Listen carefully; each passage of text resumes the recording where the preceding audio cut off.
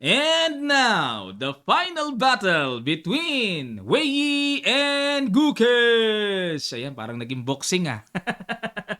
Okay, dahil sila ang dalawang nanalo sa semifinal tie breaks, nagharap sila sa finale. Yung first game po nila ay tabla. Dito, nagkabigayan na. Ayan, sino ba ang bumigay sa kanila? Yan ang aalamin natin. Ang ginawa ni Wei Yi, nag-knight F3, nakiramdam muna. D5 kagad, nilabas kagad ni Gukesh. D5 ang gusto ko. Ayan, hayag kagad eh. E3, ayan, medyo nakiramdam pa at nag-C4. Pa-English opening na ito. E6, B3. Kung tawagin ito ay English opening, agent court variation. Nag-Bishop D6, Bishop B2, nag-Knight C6, C takes D5, nag-E takes D5, at nag-G3. Ayan. Ito po kakaiba itong G3 kasi pwede namang i-develop ang bishop ng isang tira lang, bishop E2. Pwedeng sumagad-gagad ng bishop B5.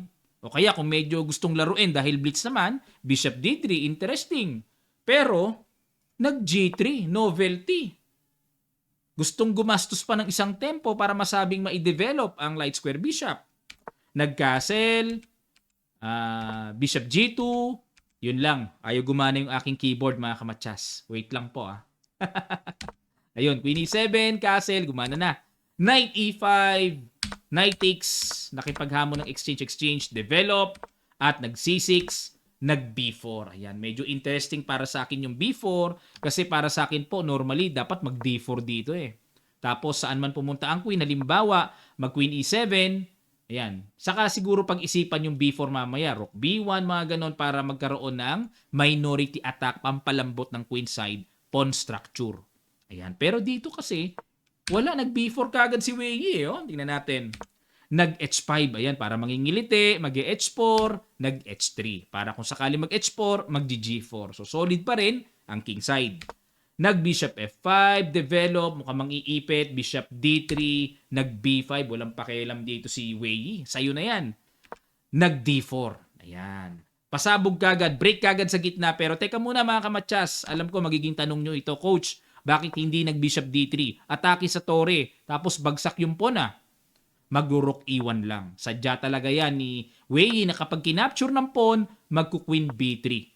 Ayan, para may atake sa D5, may atake sa B5. Paano kung mag-Bishop C4? Magku-Queen B1. Okay, may atake pa rin, di ba? Sa B5. Paano kung mag-A6? Mag-A4. Ayan. At talaga mauobligan na mag-react yan, then Queen takes B7. Medyo malayo-layo at malalim-lalim mga kamatsas, mga pasakali, pero itong A4 naman mabilis mabawi yan. Okay? Ganyan ang mga malalalim na posisyon, may mga pasakaling malalim. Pero dito, nag-D4 na si Gukesh. Capture, capture, at kumapture dyan sa C6, nag-Queen F3, inatake ang bishop. Okay? Ngayon, kung nakikita nyo, ba't di kinapture, may beaten din naman, may bawi din sa H3. Ayan, kaya nag-Queen F3, Bishop E6, Queen E3 hamon, Queen D7 umayaw, may threat sa H3, King H2 depensa, at nag-H4. Ayan, para may pang pahina, pang pasira sa king side, pero kinapture lang ni Wei Yi. Kasi, hindi na siya pwedeng mag-solid move G4. Mukhang solid, di ba? Magbi-bishop takes G4 eh. Kakapturein lang yan eh. Pag kinapture, ala, double yan. Di ba? Delikading na yan. Kaya kinapture ang H4, Rook F E8, ayan, para may pressure dyan, pero nag-Queen G5 lang, ayan. Iwas, tutok sa G7, parang may gagawin, pero parang wala pa naman, ano? Queen D6 check, Queen G3 harang, Rook AD8 depensa, Rook AD1, dinipensahan din ng pawn sa D2, nag-Bishop C4, Rook G1, ayan, para may bitaw ng capture sa, ano, may mga ganong sacrifice mamaya dyan, ano? Pwede ba? Yung mga sacrifice dito, sabay may threatening matchas. Knight H5, kinapture, at nag-Bishop F3, paalis sa Knight. Knight F6. Okay? Time check, 59 seconds and 53 seconds. So, konting segundo lang ang diferensya. Nag-Rook G5. Ayan, parang mag-Rook C5 dito, no? O kaya Rook A5, no? Mas maraming laro akong nakikita dito kumpara sa puti, no? Kumpara sa black. Nag-King F8, Rook C5, Bishop D5, kinapture ng Knight, Knight takes D5, at nag-D4. Ayun, no? Huling-huli tinira yung D4. Late na yan, Nag-Rook F6, atake sa Bishop, at nag-rook D3. Tiyaga muna dito si Wei Yi. Knight B4, dinoble attack. At nag-rook B3, Knight D5 na pabalik. Ayan.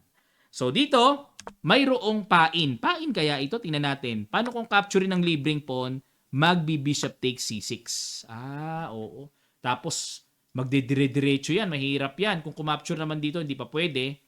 At halimbawa, naku, hindi pala pwede yung rook E2. May check, king E7, rook E8, kuha ang tore. Okay? Kaya pala dito, bumalik na lang si Gukesh at nag-H5, G6. Ayun, ang bad move ni Gukesh. Ba't nga pala hinamon niya yung H5? Kung tutusin, double pawn nga naman yan, ano? Hinamon niya. Parang weak yan, pero binigyan niya ng oportunidad, no? Dapat daw ang tira rook D8. Ayan, extra support na lang sa knight. Pag alis mamaya, kahit pa paano, may pressure sa D4. Yan. Pero dito, nag-G6. Ayun, no? Welcome na welcome sa puti na wala double pawn eh. Kinapture, capture, king G3, knight E7. 5 seconds na lang si Gukesh. Bishop E4, rook D6. Another bad move. Dapat daw po ay rook D8. Yan ang ipang threat. Okay? Dahil nag-rook D6, rook C4 dinipensahan. Mali pa rin daw. Dapat daw po ang tira ay rook F3 check. Pag nag-king G7, rook E5. Paano kung capturing yan? May bishop takes. So, nga pala, no? Good move. Pero rook C4 ang ginawa. Rook E D8, pinilahan ng pawn at nag-rook B, B4, pinilahan din ng depensa. King F7. Ayan, activate the king na.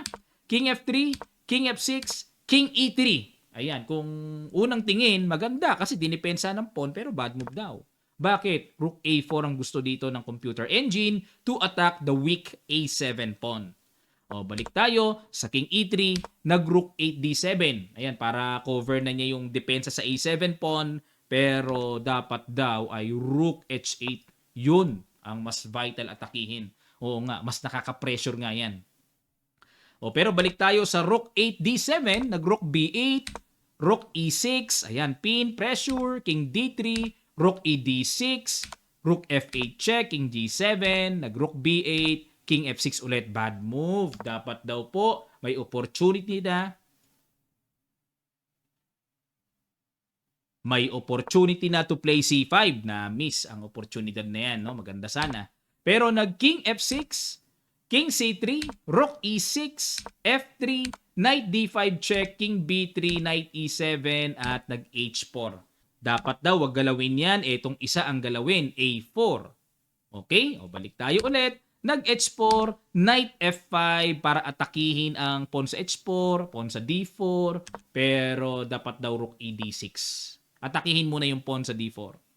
Okay? Pero nag-Knight F5, King C3, Knight D6. Ayan.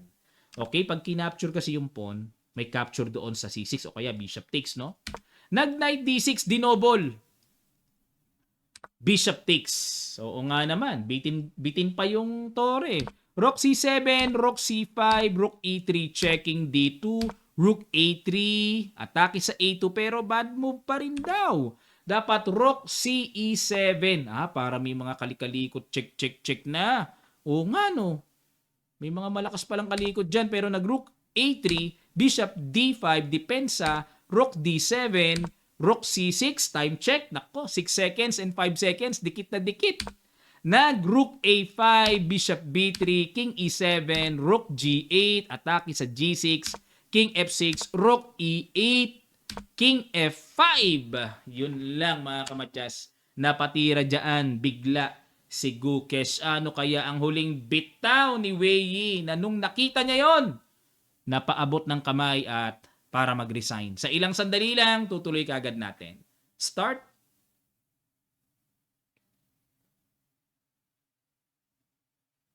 Maraming salamat po mga kamatyas. Bishop E6, tuhog, aroy ang sakit. Dahil dyan, nag-champion si Wei Yi. Champion, malupites talaga. Mariit ang mata, pero rakikita. Liit mata, ano yun? Liit mata, rakikita. Okay mga kamatyas, galing no? Congrats kay Wei Yi. Grabe. Asian pa rin ang nag-champion dito. Maraming malalakas ngayon na Asian players, lalo na sa India. 'di ba? Pag nag-combine ng Indians, China, Uzbekistan, yan tatlong yan ang leading sa buong Asia, no? Siyempre, Philippines, nandyan lang naka, ano, pero iba talaga yung tatlong yan. Pag yan ang nag-combine, tingin ko, mahirap talunin ng Europa. Kahit ng Russia, ang Asian players ngayon. 'Di ba, mga kamatyas? Maraming salamat po sa mga may katanungan at napansin dito sa ating video. Kung kayo may mga gusto pang suggestion moves, comment nyo lang sa section below. At sa mga gusto pong mag-avail ng ating Kamatyas merchandise, punta lang kayo sa Shopee at i-type nyo ang Kamatyas Sporting Goods Shop. Lalabas po yon para makita nyo ang ating mga malulupites na products. Napaka-quality po ng ating mga chess products. Hindi kayo magsisisi, mag-i-enjoy talaga kayo. Maraming salamat. Magkita-kita pa tayo sa mga susunod pang chess updates.